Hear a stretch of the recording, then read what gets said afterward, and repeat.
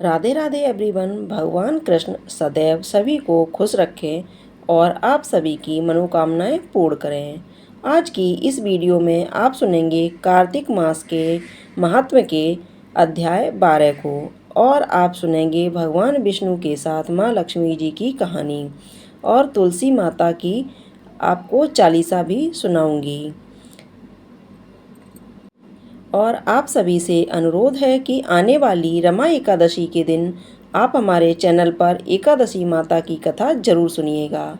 इससे पहले की वीडियो में आपने सुना था कि किस प्रकार राक्षसी को तुलसी मिश्रित जल स्पर्श करने से प्रेत योनि से मुक्ति मिल गई थी। कार्तिक मास के 12वें अध्याय में नारद जी को विष्णु भगवान की स्तुति कैसे करनी चाहिए और माता लक्ष्मी के साथ भगवान विष्णु का गरुड़ पर बैठकर संवाद भी हो रहा है, जो जलंधर राक्षस के अंत को लेकर हो रहा है। कार्तिक व्रत कथा 12वां अध्याय। श्री नारद जी बोले, जलंधर राक्षस को फिर आता हुआ देखकर सभी इंद्रादि देवतागण भय से कांप गए। भगवान विष्णु की स्तुति करने लगे। देववृंद बोले, हे भगवान, आप मत्स्य कूर्मादि कितने ही अवतार धारण करके अपने भक्तों के कार्य करने के लिए उद्यत रहते आए हैं और सर्वदा दुखियों के दुखों का नाश करते आए हैं, तथा ब्रह्मा विष्णु और शिव रूप धारण कर संसार की उत्पत्ति, पालन तथा संहार करते आए हैं। गदा, शंख, पद्म और तलवार अपने हाथों में धारण किए हैं। ऐसे भगवान आपको नमस्कार है। आप श्री लक्ष्मी के पति, दैत्यों का विनाश करने वाले, गरुड़ पर सवारी करने वाले, पीताम्बरधारी, यज्ञादि समस्त क्रियाओं को परिपूर्ण करने वाले और विघ्नों को दूर करने वाले विष्णु भगवान इस प्रकार आपको बारंबार प्रणाम करते हैं। हे विष्णु, आप राक्षसों से पीड़ित देवताओं के दुख रूपी पर्वत के लिए वज्र के सदृश हैं। आप शेष रूपी सैया पर शयन करते हैं। सूर्य तथा चंद्रमा ये दोनों आपके नेत्र हैं। इस प्रकार स्वरूपधारी आपको हमारा बारंबार प्रणाम है। नारद जी ने कहा, जो प्राणी इस संकट को नाश करने वाले स्रोत का पाठ करेगा वह विष्णु भगवान की कृपा से कभी भी दुखी न होगा। देवतागण इस प्रकार की स्तुति करने लगे। तब विष्णु भगवान को देवताओं की विपत्ति का ज्ञान हुआ। विष्णु भगवान तुरंत सैया से उठकर खड़े हुए और उदास होते हुए गरुड़ पर सवार होकर लक्ष्मी से कहने लगे। श्री भगवान ने कहा, तुम्हारे भाई जलंधर ने देवताओं को बहुत कष्ट दिया है। देवताओं ने मुझे युद्ध के लिए बुलाया है, अतः शीघ्रतापूर्वक मैं वहां जाऊंगा। लक्ष्मी जी ने कहा, नाथ, हे कृपानिधि, मैं आपकी प्यारी पत्नी हूँ। यदि मैं सर्वदा आप में भक्ति रखती हूँ, तब आप मेरे भाई को युद्ध में कैसे मार सकेंगे। भगवान ने कहा कि शिवजी के अंश से उत्पन्न होने के कारण, ब्रह्मा के वरदान के कारण तथा तुम्हारी प्रीतिवश जलंधर मेरे वध योग्य नहीं है। नारद जी ने कहा कि विष्णु भगवान लक्ष्मी जी ऐसा कहकर गरुड़ पर आसीन हुए। शंख, चक्र, गदा और तलवार धारण किए हुए दैत्यों से युद्ध करने के लिए विष्णु भगवान शीघ्रता से जहाँ देवतागण स्तुति करते थे जा पहुँचे। तदंतर गरुड़ के पंखों द्वारा प्रताड़ित वायु के वेग से पीड़ित होकर दैत्यगण आकाश में उड़ने लगे। जिस तरह से वायु से आहत होकर मेघ आकाश में उड़ते हैं, दैत्याधीश जलंधर राक्षसों को वायु पीड़ित देखकर क्रोधित होता हुआ उछलकर विष्णु के समीप गया। शास्त्रों के अनुसार तुलसी माता को माँ लक्ष्मी का रूप माना जाता है। सनातन धर्म में तुलसी का पौधा घरों में रखना पवित्र माना जाता है। भगवान विष्णु जी को तुलसी अति प्रिय है, इसलिए विष्णु जी की पूजा में तुलसी चढ़ाई जाती है। लेकिन क्या आप जानते हैं कि तुलसी चालीसा क्यों महत्वपूर्ण है? आइए जानते हैं तुलसी चालीसा के बारे में। घरों में तुलसी चालीसा का पाठ करने से घर में सुख समृद्धि आती है और जातक के सभी रोग और कष्ट दूर हो जाते हैं। साथ ही भगवान विष्णु जी की कृपा बनी रहती है। तो आइए आपको तुलसी माता का चालीसा सुनाते हैं। श्री तुलसी महारानी करूं बिनय सिर नाय, जो मम हो संकट विकट दीजे मात नसाय। नमो नमो तुलसी महारानी, महिमा अमित न जात बखानी। दियो विष्णु तुमको सन्माना, जग में छायो सुयस महाना। विष्णु प्रिया जय जयते भवानी, तिहु लोक की हो सुख खानी। भगवत पूजा कर जो कोई, बिना तुम्हारे सफल न होई। जिन घर तब नहीं होए निवासा, उस पर करहि विष्णु नहीं बासा।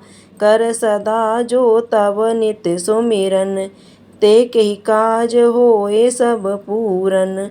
कार्तिक मास महात्म तुम्हारा, ताको जानत सब संसारा।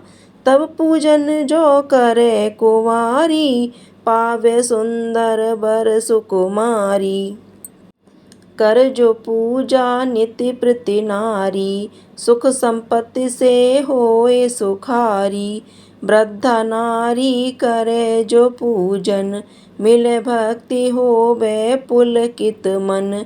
श्रद्धा से पूजे जो कोई, भवनिधि से तर जाबे सोई। कथा भागवत यज्ञ करावे, तुम बिन नहीं सफलता पावे। छायो तब प्रताप जग भारी, ध्यावत तुम ही सकल चितधारी। तुम ही मात यंत्र तंत्रन में, सकल काज सिद्धि होवे क्षण में।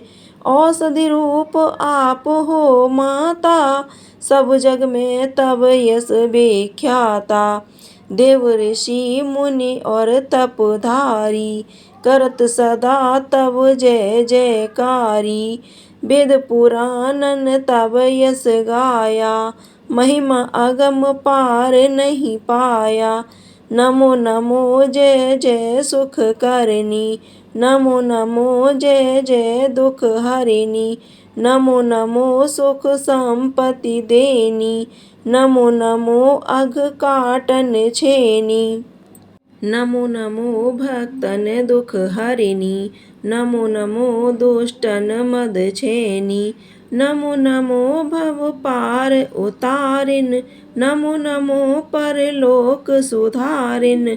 नमो नमो निज भक्त उवारिन, नमो नमो जन काज सवारिन। नमो नमो जय कुमति नसावन, नमो नमो सब सुख उपजावन। जयत जयत जय तुलसी माई, ध्याऊं तुमको शीस नवाई। निज जन जाय निमोए अपनाओ, बिगड़े कारज आप बनाओ। बिन करूं मैं मात तुम्हारी, पूर्ण आशा करहु हमारी। शरण चरण कर जोर मनाऊं, निस दिन तेरे ही गुण गाऊं। करो मात अब मोर दया तुम, निर्मल होए सकल मम काया। मांगू मात यह बर दीजे, सकल मनोरथ पूर्ण कीजे। जानू नहीं कुछ नेम आचारा, क्षमऊ मात अपराध हमारा।